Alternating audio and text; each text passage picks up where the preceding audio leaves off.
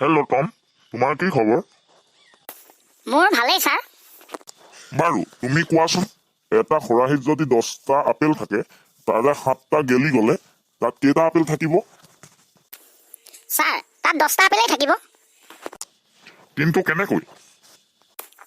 Sir, আপেলকেইটা গেলিহে গৈছে, তাৰ পৰাতো পেলাই দিয়া নাই, সেইবাবে তাত 10টা আপেলেই থাকিব। গুড। বাৰু টম, তুমি আৰু এটা কথা কোৱাচোন।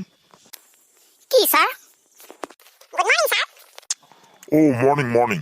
তই আজি স্কুললৈ অহা ইমান দেৰি কৰিলি যে? তোৰ সদায় যে চাইকেল বেয়া হয়, তাৰ কাৰণটো কি?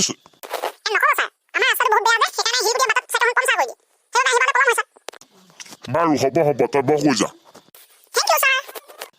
বাৰু হৰি, তই কচোন 2 × 2 কিমান হয়? কি কলি জধামূৰ্খ? 2 × 2 22?